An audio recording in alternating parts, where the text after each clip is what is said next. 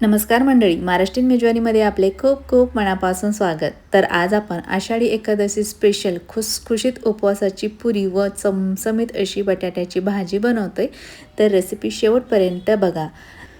तर उपवासाची पुरी बनवण्यासाठी आपल्याला एका कढईमध्ये मोजून अर्धी वाटी भगर घ्यायची. भगरीला वरई तांदूळसुद्धा म्हणतात.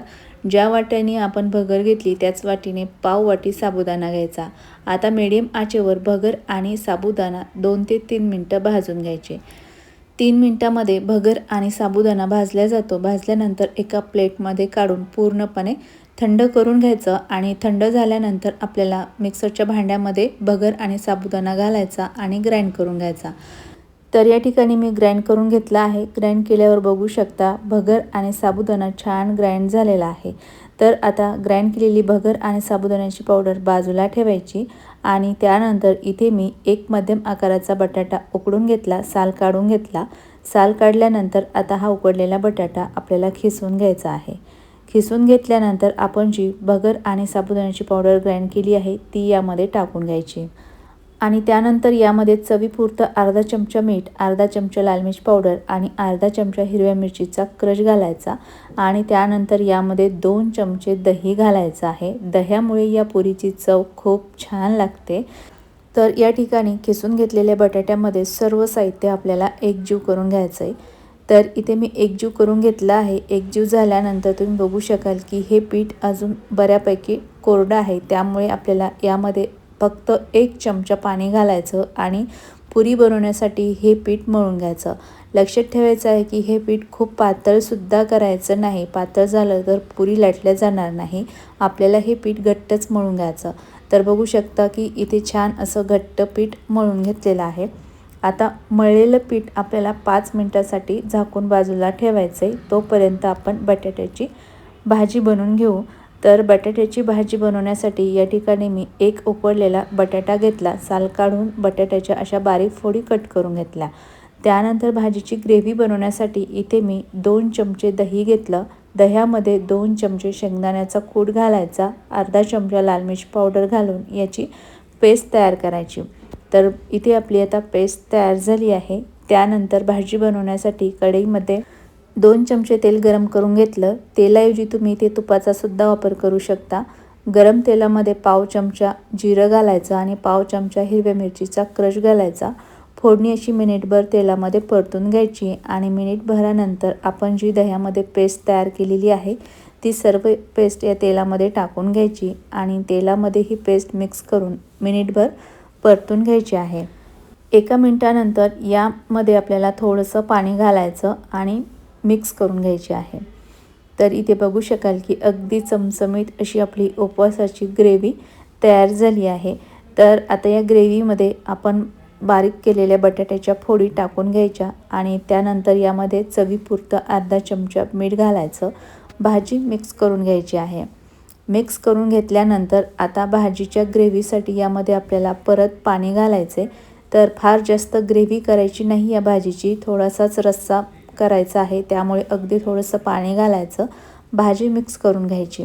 मिक्स झाल्यानंतर या कढईवरती झाकण ठेवून भाजी 2 मिनटं शिजवून घ्यायची. 2 मिनिटांनी कढईवरचं झाकण काढून घ्यायचं आणि बघू शकता अगदी 5 मिनटात या ठिकाणी आपली उपवासाची चमचमीत अशी बटाट्याची भाजी तयार झाली आहे. गॅस बंद करून घ्यायचा आणि तयार झालेली चमचमीत बटाट्याची भाजी बाजूला ठेवायची आहे. त्यानंतर पुरीच्या पिठाला ठेवून 5 मिनटं झाली आहे. 5 मिनटानंतर या पिठावरती 1 ते 2 थेंब तेल घालायचं आणि पीठ एकदा परत मळून घ्यायचं आहे. पीठ मळून घेतल्यानंतर आता या पिठाची पुरी लाटण्यासाठी या पिठामधून आपल्याला पुरी लाटण्यासाठी पिठाचा गोळा तोडून घ्यायचा आणि हातावर सॉफ्ट करून चापट करून घ्यायचा आहे. त्यानंतर पुरी लाटण्यासाठी इथे मी भगरीचंच पीठ घेतलेलं आहे. भगर मिक्सरच्या भांड्यामध्ये ग्राइंड करून घेतली.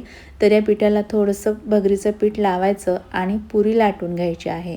तर पुरी खूप पातळसुद्धा लाटायची नाही, मिडियम थिकनेसची पुरी लाटून घ्यायची आणि पुरी लाटल्यानंतर पुरीचा आकार एकसारखा येण्याकरिता आपल्याला ही पुरी अशी वाटीने कट करून घ्यायची आहे. तर बघू शकता अगदी छान अशी आपली उपवासाची पुरी लाटून तयार झालेली आहे. तर याच पद्धतीने मी अजून उपवासाच्या 3 पुऱ्या लाटून घेतल्या. आता ह्या पुऱ्या आपण तेलामध्ये तळून घेऊ. तर पुरी तळण्यासाठी तेल गरम करून घेतलं. पुरी तेलामध्ये सोडायची आहे. पुरी तेलामध्ये सोडल्यानंतर ही पुरी झाऱ्याने अशी तेलामध्ये प्रेस करायची आहे. तर ही उपवासाची पुरी एका बाजूने मिनिटभर तळून घ्यायची. 1 मिनिटानंतर पुरीची बाजू बदलून दुसऱ्या साईडने सुद्धा मिनिटभर तळायची आहे. तर बघू शकता की इथे उपवासाची पुरी अगदी छान फुगलेली आहे. तर पुरीची बाजू बदलत पुरी दोन्ही साईडने सुद्धा ब्राऊन रंगाची तळून घ्यायची. तर इथे बघू शकाल की पुरी मस्त अशी ब्राऊन रंगाची तळून झाली आहे. तर सेम पद्धतीने आपल्याला पुरी तेलामध्ये सोडायची. तेलामध्ये सोडल्यानंतर झाऱ्याने तेलामध्ये प्रेस करायची आणि मिनिटभराने पुरीची बाजू बदलून घ्यायची.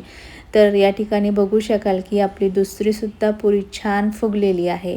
तर पुरीची बाजू बदलत आपल्याला पुरी दोन्ही साईडनी ब्राऊन रंगाची तळून घ्यायची. तर या ठिकाणी आपली दुसरीसुद्धा पुरी छान तळून झालेली आहे. तर सेम पद्धतीने पुऱ्या तळून घेतलेल्या आहे. पुरी तळून झाल्यानंतर तुम्ही या ठिकाणी बघू शकाल की अजिबात ही पुरी तेलकट झालेली नाही आणि एकदम खुसखुशीत या उपवासाच्या पुऱ्या तयार होतात आणि चवीला तर खूप छान लागतात. तुम्हाला जर ह्या पुऱ्या नुसत्या खायच्या म्हटल्या तरी तुम्ही खाऊ शकता. खूप छान लागतात.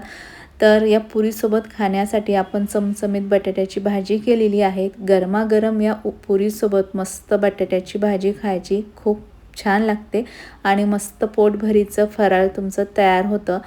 तर येणाऱ्या आषाढी एकादशीला माझ्या पद्धतीने चमचमीत बटाट्याची भाजी आणि खुसखुशीत पुऱ्या नक्की बनवून बघा आणि तुमची रेसिपी कशी झाली कमेंटमध्ये नक्की सांगा. आणि ही रेसिपी तुम्हाला कशी वाटली कमेंटमध्ये नक्की सांगा. रेसिपी आवडली असेल तर रेसिपीला लाईक आणि चॅनलला सबस्क्राईब केलं नसेल तर प्लीज सबस्क्राईब करा. परत भेटूयात पुढच्या व्हिडिओमध्ये. तोपर्यंत बाय बाय. Take care.